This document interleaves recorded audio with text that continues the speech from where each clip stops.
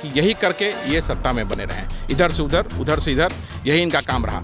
कल महागठबंधन और मजबूत केंद्र में आ जाएगी तो तुरंत भाजपा की बुराई करके फिर इधर आ जाएंगे ये। तो इनका नेचर यही है, पूरा देह में वो साफा बांध के घूमे। इनको मतलब है लोकतंत्र है, सबको अधिकार है। जो कुटीर उद्योग होते हैं, जो देश की इकोनॉमी की बैकबोन होते हैं, उसको सपोर्ट करना चाहिए केंद्र सरकार को। तो सिर्फ जुमलेबाजी है। आप आज जाएं लघु उद्योग लगाने के लिए या कुटीर उद्योग लगाने के लिए लोग बैंक कहाँ लोन दे रही है? नहीं लोन दे रही है।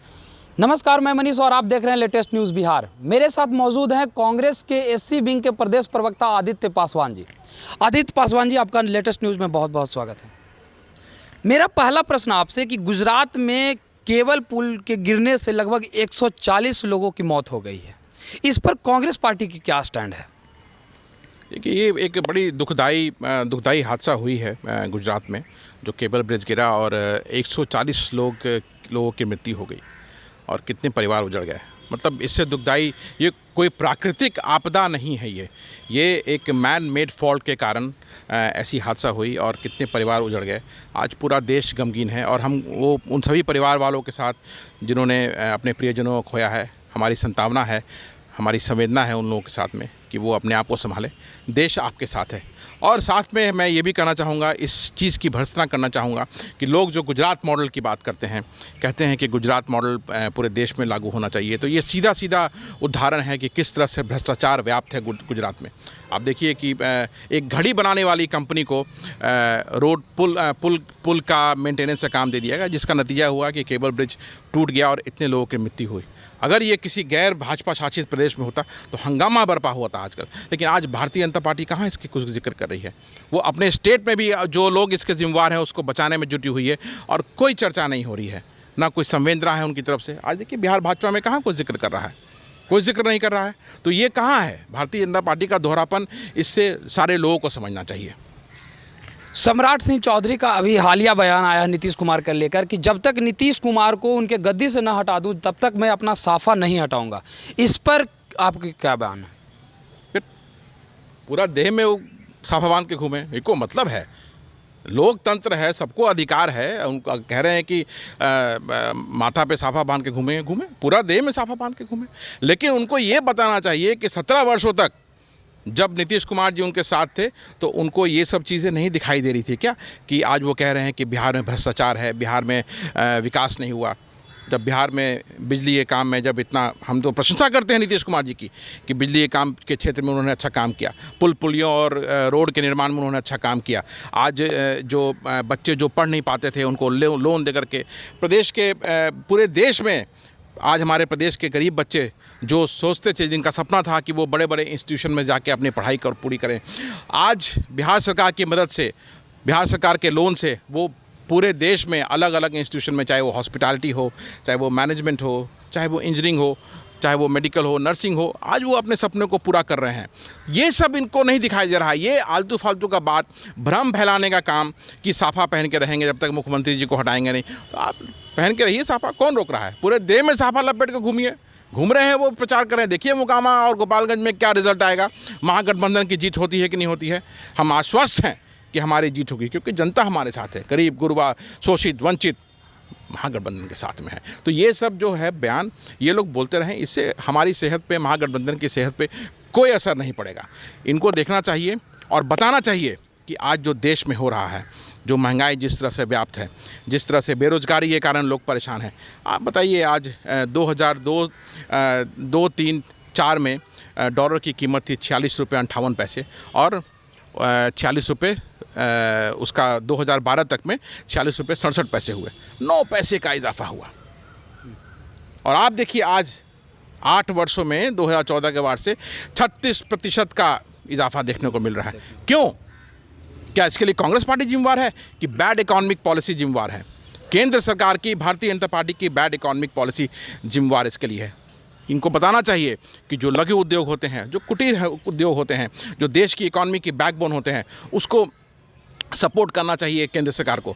तो सिर्फ जुमलेबाजी है। आप आज जाएं लघु उद्योग लगाने के लिए या कुटीर उद्योग लगाने के लिए लोग बैंक कहाँ लोन दे रही है? नहीं लोन दे रही है। उसके उलट बिहार सरकार ने क्या किया? बिहार सरकार ने स्पेशल पर्पस व्हीकल्स खड़ा किया और आज लघु उद्योग और कुटीर उद्योग के लिए अगर आप अप्लाई कीजिएगा तो 5 लाख रुपये से 50 लाख रुपये तक का लोन बिहार सरकार दे रही है छोटे उद्योगों के लिए। तो काम बोलता है, बिहार सरकार का काम बोलता है। इन बातों को बोलें और भ्रम फैलाने से, देखिए भारतीय जनता पार्टी क्या है ना, झूठ बोलो, बार बार बोलो ताकि लोगों को लगे कि सच है, वो है कि नहीं। इकॉनमी जो होती है, इकॉनमी का एक बहुत बड़ा उसमें योगदान होता है फॉरेन डायरेक्ट इन्वेस्टमेंट का। 2021 में 24% की कमी आ गई केंद्र में FDI की। उसके लिए कौन जिम्मेवार है? केंद्र की इकोनॉमिक पॉलिसी। क्यों कम हुआ बताएं सम्राट चौधरी। ये साफा पहन के बांधने वाला बयान दे करके बोलने से कुछ नहीं होगा। तथ्य की बात करें तो तथ्य भारतीय जनता पार्टी से एक्सपेक्टेड नहीं है। चिराग पासवान पहले अप्रत्यक्ष रूप से भाजपा का समर्थन करते थे, लेकिन अप्रत्यक्ष रूप से उन्होंने कहा है कि बिहार के विकास के लिए मैंने भाजपा का साथ दिया है और अभी वर्तमान में मोकामा में, गोपालगंज में भाजपा के लिए प्रचार कर रहे हैं। आप इसको किस रूप में देख रहे हैं? चिराग पासवान जी का देखिए, मैंने पहले भी कहा है कि अल्प ज्ञान और फिल्मी ज्ञान जो होता है वो बड़ा खतरनाक होता है, वो उसी से ग्रसित हैं। चिराग पासवान जी को ये देखना चाहिए कि भारतीय जनता पार्टी जो पिछले 8 वर्षों में देश में जिस तरह से देश को लेके आई है उसके बारे में बताना चाहिए। जो धार्मिक उन्माद के नाम पर आज देश में बंटवारा हो गया, भाई भाई से लड़ने को तैयार हो गया, उस पर चिराग पासवान जी क्या बोलेंगे? जवाब देना चाहिए उनको। आज देश में जो महंगाई हो गई है, जो आप 70 रुपये का तेल जो आज 220 रुपये लीटर मिल रहा है, वो उस गरीब से जाके पूछे किस प्रताड़ना से वो अपने जीवन यापन कर रहा है, वो इसका जवाब उनको देना चाहिए। क्या ये देश की बेहतरी हो रही है इन सब चीज़ों से? आज महंगाई से, बेरोजगारी से, धार्मिक उन्माद से, तरह तरह के प्रॉब्लमों से देश घिरा हुआ है। इन सब की बात उनको करनी चाहिए ना। आप मनुवाद की गोद में जिन लोगों ने शोषितों, वंचितों और दबे कुचलों का शोषण करके सत्ता में बने रहे, उनके साथ वो चले गए। क्यों? जवाब दें, उनको जवाब देना चाहिए ना। तो ये सिर्फ फिल्मी बातें करके, चिकनी चुपड़ी बातें करके, आपके माध्यम से मेरा पूरे समाज को संदेश है कि इन लोगों से बिल्कुल सावधान रहने की ज़रूरत है, क्योंकि ये सिर्फ सत्ता की मलाई खाना जानते हैं। चिकनी चुपड़ी बातें करेंगे और अभी देखिए थोड़े दिन में वो मंत्री बनाए जाएंगे, मंत्री बनेंगे वो। और सब ये ड्रामा इसीलिए था। अब वो मंत्री उनको बनाया जाएगा, सत्ता के करीब रहेंगे, क्योंकि उनको देखिए, जो व्यक्ति दिल्ली रहता है, बिहार से मतलब है नहीं, 10 दिन दिल्ली में 2 दिन बिहार में, यहाँ फिल्मी ज्ञान, लोग अट्रैक्ट हो जाएंगे, बस ये करके उनको अपना सत्ता चाहिए, कुर्सी चाहिए, यही उनका ध्येय है। और ये इतिहास गवाह है। पिछले आप देखिए कि ये अब उनके पिताजी हैं नहीं, उन पे ज़्यादा बोलना मेरा उचित नहीं है, लेकिन इतिहास गवाह है कि यही करके ये सत्ता में बने रहें, इधर से उधर, उधर से इधर, यही इनका काम रहा। कल महागठबंधन और मजबूत केंद्र में आ जाएगी तो तुरंत भाजपा की बुराई करके फिर इधर आ जाएंगे ये। तो इनका नेचर यही है। देश के पहले प्रधानमंत्री पंडित जवाहरलाल नेहरू की तस्वीर जो लगाई हुई थी, प्रतिमा लगाई गई थी JP गोलंबर के पास से, उसे हटा दिया गया। इस पर बिहार कांग्रेस की क्या स्टैंड है? ये बड़ा एक ऐसी घटना है कि बड़ा दुखदाई है, जो ये नहीं होनी चाहिए थी और इसकी जांच होनी चाहिए।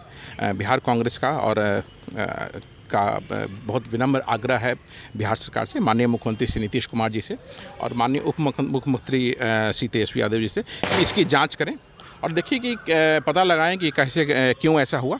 ये नहीं होना चाहिए था और उस मूर्ति को पुनर्स्थापित करें, ये बहुत ज़रूरी है।